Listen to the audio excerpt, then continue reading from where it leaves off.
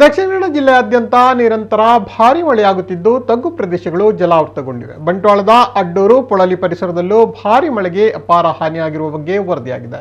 ಇಲ್ಲಿನ ಅಡ್ಡೂರಿನಲ್ಲಿ ಸುಮಾರು 10 ವಿದ್ಯುತ್ ಕಂಬಗಳು ಧರೆಗೆ ಉರುಳಿದ್ದು 2 ದಿನಗಳ ಕಾಲ ವಿದ್ಯುತ್ ಮೊಟಕುಗೊಂಡಿತ್ತು. ಬಳಿಕ ಮೆಸ್ಕಾಂ ಇಲಾಖೆ ಸಿಬ್ಬಂದಿ ಬಂದು ವಿದ್ಯುತ್ ಕಂಬಗಳನ್ನು ಸರಿಪಡಿಸಿದ್ದಾರೆ. ಕೆಸರು ನೀರಿನಲ್ಲಿ ಹೂತು ಹೋಗಿದ್ದ ವಿದ್ಯುತ್ ಕಂಬಗಳನ್ನು ತೆರವುಗೊಳಿಸಲು ಸಿಬ್ಬಂದಿ ಹಾಗೂ ಊರಿನ ನಾಗರಿಕರು ಹರಸಾಹಸ ಪಟ್ಟರು.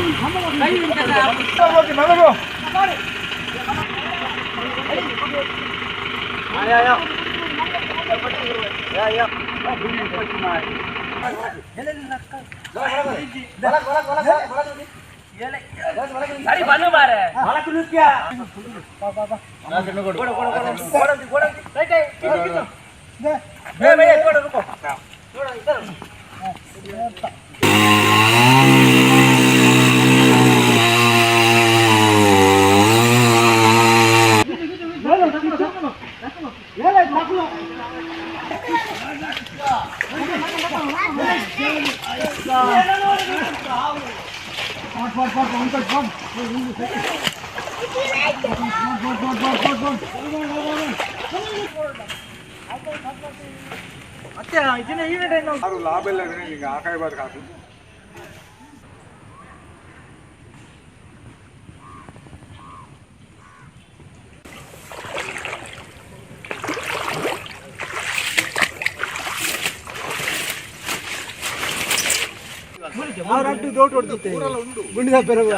ಗೊತ್ತು ಕಂಬ ಭಾರ ಸಂಬಳ